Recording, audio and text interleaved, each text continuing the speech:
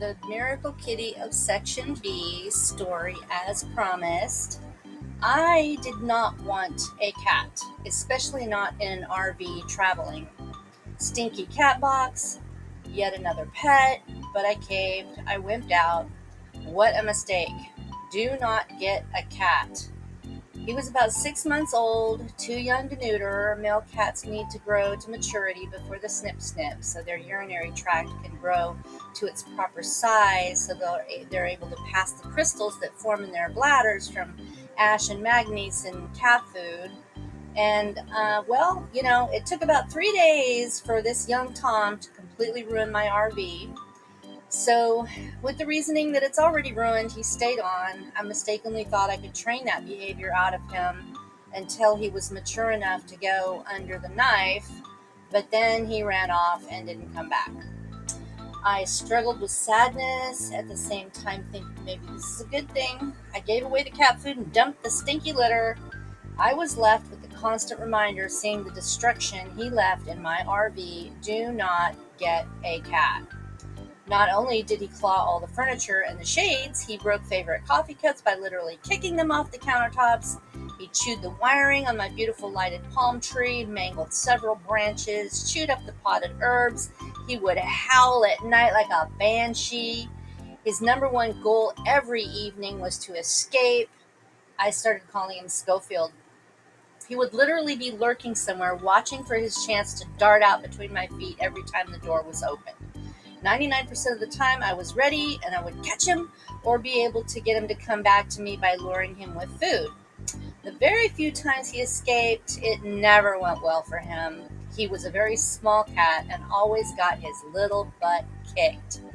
One time it was so bad, I heard them fighting, literally bouncing off the bottom of my RV outside. I had a good belly laugh with that one. Oh my gosh. But he's a lot like a dog in many ways. He'll walk on the leash and ride in my lap on the truck and put his head out the window. When the dogs get a bite of something, he'll line up right with them for a bite too. He takes food right out of my fingers. He loves the dog's lamb kibble. He lays around with the dogs and grooms them. Then it happened. One evening, on the very first day at a new campsite, Schofield was ready and darted out between my ankles and vanished into the woods by our spot. I went right after him with bare feet and my flashlight, and when I saw that thicket with poison oak, I said, "Nope, you're on your own this time, buddy." Day after day passed with no Schofield. I called for him every day. He never came back. It was a bit stressful because I had to check out in 2 weeks because of my membership. I had to stay out of the system for 7 nights. So I posted a picture in the Facebook group asking if anyone had seen him. Most people responded, "He's a goner, coyotes." 2 different people replied they saw him at 2 different locations in that section, so I had some hope. I moved to a resort that was close by, and midweek I drove back in the evening hours to call for him, driving around slowly. I went back to the other resort with a heavy heart. After the week out, I came back into the same location, same section, but this time I was backed up to a very high retaining wall.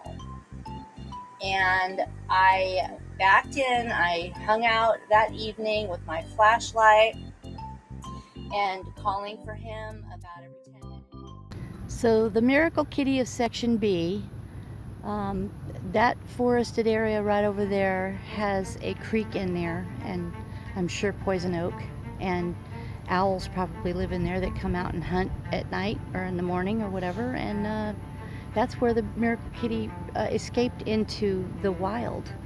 And because he was so escaping all the time, so frequently, we started calling him Schofield. And this retaining wall, when I came back 3 weeks later, is where he reappeared at the top of the retaining wall. And it's probably 10, 12, let's see, maybe 12, 13 feet high that I climbed. I climbed it.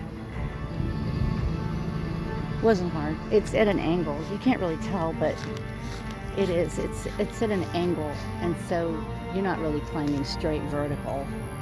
It's pretty cool, actually. I felt like Rambo.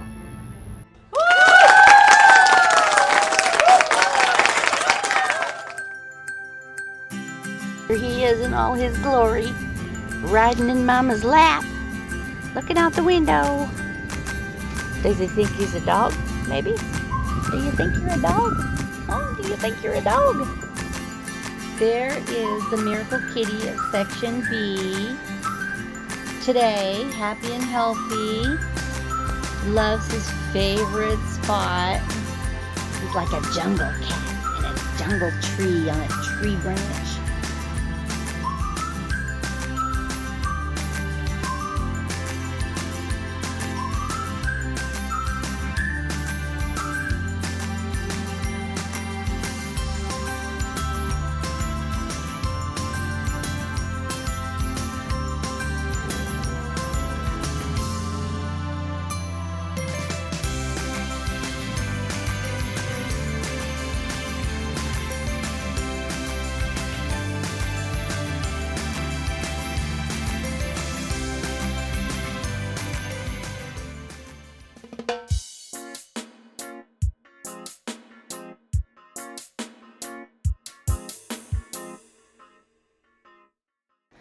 So you guys saw in the last video a shot of my tiny kitchen space, and here's a tiny bit about tiny kitchen living.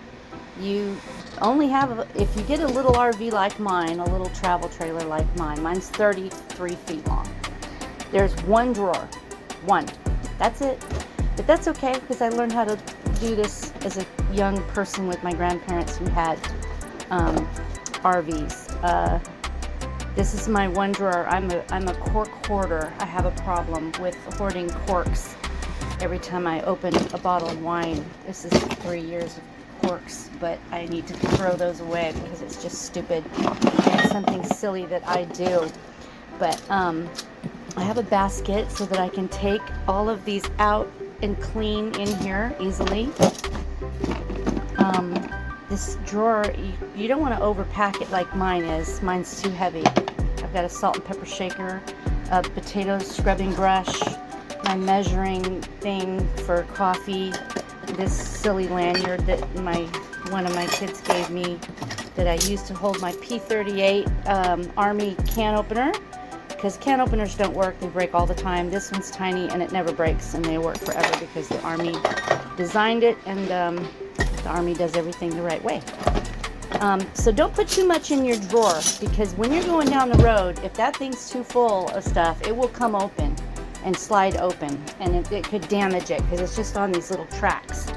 So I have, I keep my hot pads in there. I try to keep the clutter down, you know.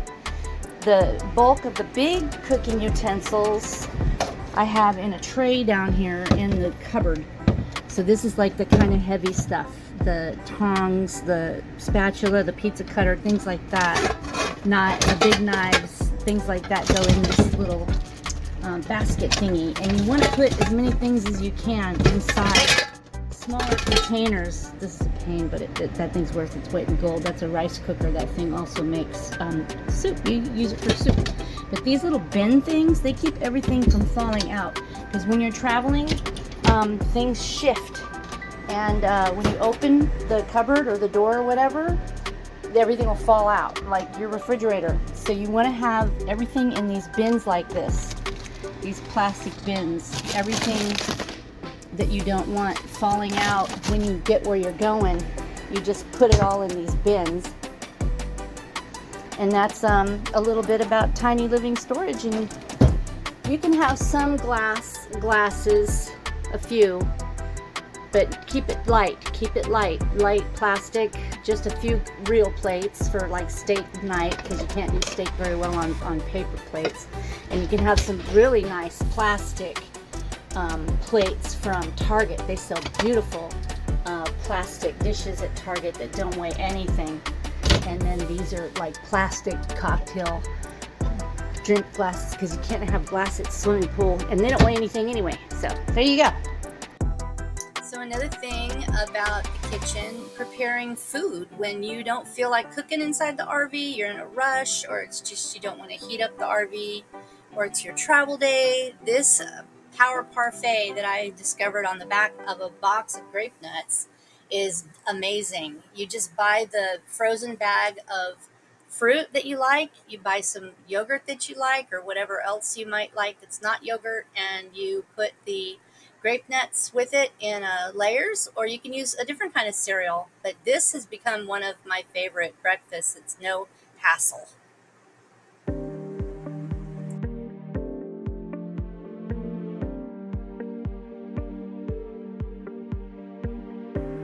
So this is one of the drawbacks to having a little travel trailer like this, because the little tires that go on these things are just crap.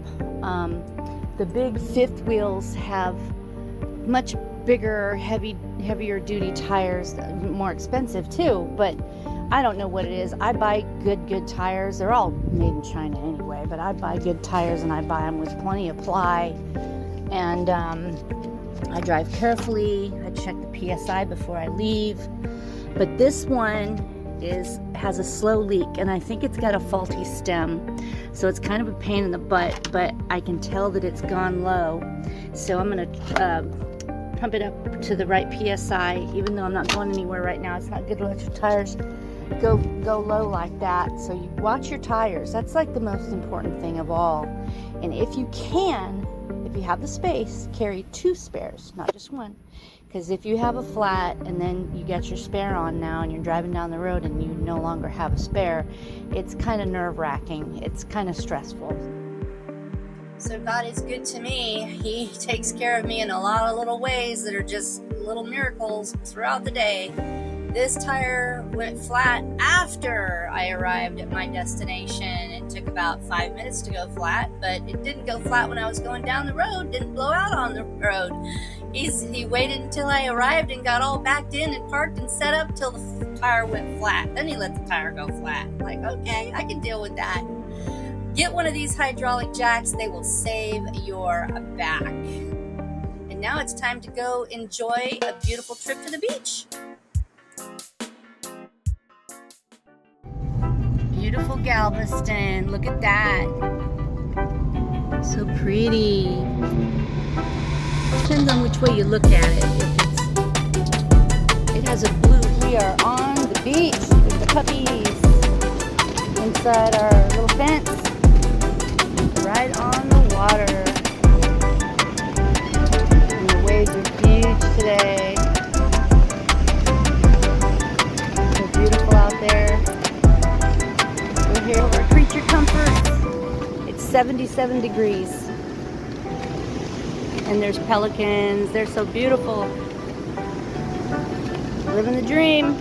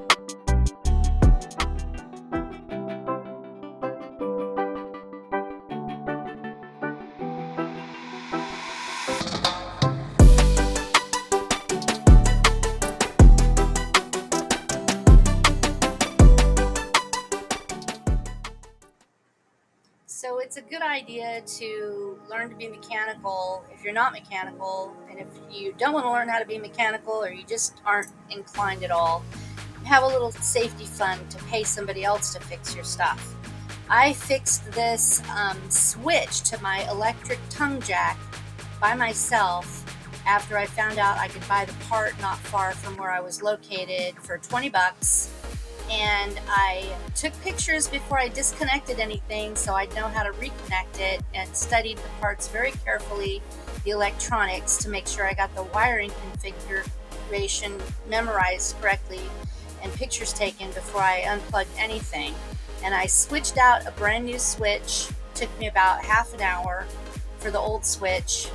And yeah, 20 bucks for an hour of saving. Probably, I don't know, a technician probably would have charged me about 300 bucks to do that, including the service call. It was a royal pain in the butt not having an electric jack. And it is a really good feeling when you're able to fix something yourself that you know is going to cost a ton of money to pay somebody else to fix it.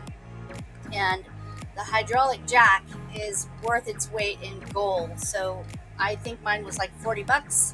So go ahead and spring for one. They're handy if you even just have to change a flat on the road, because they're so easy to use. So this is the very not fun part of RVing. My slide is, let me turn this camera around for you. My slide refuses to come in all the way. You can see it in my mirror there, sticking out like a foot. And the slide controller is not functioning properly. You have to crawl over to the other side of the room to get to it, and use a flashlight and something long and sharp, like a chopstick is what I use to try to reset the controller to get the motors to cooperate with each other. There's two, one on each side, and there's a Lippert controller that talks to them, tells them to go this direction or that direction. And right now, well, a minute ago they were going in two different directions, so I made sure that both of the toggles were in the right direction. And now this one motor in the front is not functioning at all, and it's a brand new motor. So this is the not so fun part. This is the Lippert controller underneath the slide, and it's very technical. There's directions right on the Lippert controller, but you can't see them because it's underneath the slide in the dark. So you can pull it up on ChatGPT, and ChatGPT will tell you what the codes are, to how many lights flashing mean what, and how many times to press that little gray rubber button, and about the toggle switches. It's really technical, but hey, you can do it if I can do it.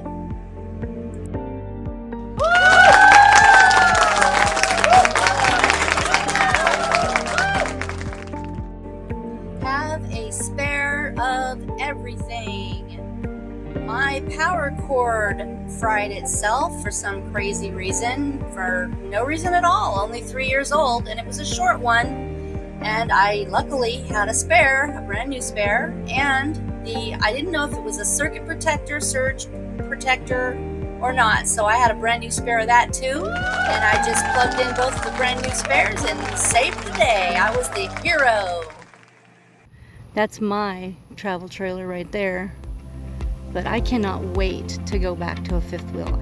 So these are the different types of RVs, and there's so many. It can be overwhelming, but there's hope, because you know how many people you're going to have in your party. You're going to know if you're going to have kids with you, or if it's just going to be you and hubby, or you all by yourself. So you could do a little van or Class C motorhome, or a travel trailer if you want. But I don't know. I regret not doing a fifth wheel again this second time that I own an RV, because the fifth wheels are just so much roomier, and they're just as easy to park and maneuver around in as a tow behind travel trailer. Some even might argue that the fifth wheels are actually easier to maneuver around than a travel trailer. I certainly never ran off as many curbs or had as much damage on the road to my fifth wheel as I did my travel trailer, because my travel trailer rides really low compared to most other travel trailers, and so I can't wait to go back to a fifth wheel. Traveling with these things, if you get a big fifth wheel, it's really long, like over 40 feet, you can have a hard time fitting into some of these places. Like on Jamaica Beach at Galveston Island State Park, some of the over 40 footers can't fit on the bay side, for example, so be mindful of that. I've seen some really cool tiny vans conversions. Gosh, just really creative. There's so many cool creative people out there doing awesome things with modern tech and solar with the tiny vans, that if it's just you by yourself and you're okay with minimalist living, you can do that. A lot of solo travelers and couples choose the Class A motor coach to travel with. You can tow a vehicle behind it on a trailer called a toad, like the toad, like the rivet toad. Some of these Class A's inside can be palatial with their amenities, and this is what I saw a lot growing up with my grandparents and the Class C's, growing up looking at those. But yeah, the motor coaches are really, really popular. The fifth wheels are super duper popular, and the teeny tiny travel trailers are really popular. They even brought back a retro version of the teardrop style, where back right after World War II, they were repurposing the wings of the bombers into little RVs that were the shape of the teardrop from the wing of the bombers. The interior of some of these RVs is really cool now, that with the flat screen TVs, they can mount them right up on the wall. They have outdoor kitchens on these things with outdoor grills, refrigerators, and even a sink in the outside kitchen. Some of these places are so cool that you can just back right up to the ocean, or you can even park right on the beach in your RV that you saw earlier in this video, where I was right on the beach. In some places in Texas, you can stay up for 3 nights for like $11 right on the sand.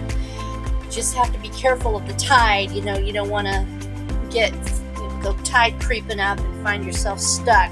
Let out some of your PSI on your tires if you're going to drive out on the sand, so to prevent getting stuck. And have a 4-wheel drive tow vehicle. I have not seen anybody out on the beach with a Class A, but I have seen people with fifth wheels and travel trailers out on the beaches, parked on the sand. And you need to have a 4-wheel drive tow vehicle. You must. I had a not 4-wheel drive 3/4 ton with my first fifth wheel, and that was an issue, and that's why I sold that truck. The only reason I sold that truck, in fact. The fifth wheels are not hard to hook up. With the cameras that we have now on our vehicles and the mirrors that extend, it's not hard. Like it was hard back in the 2000s, but it's not hard now. And the washer and dryer, you see that? You can even have a washer and dryer in your RV.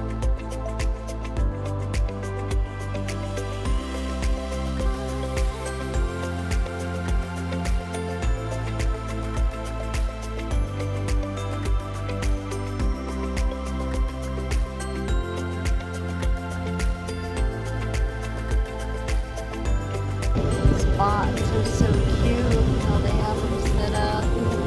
Party area. It's adorable. This is a version of long-term camping in your fifth wheel with these people. And here's the view from the back of their little gazebo. How cool is that?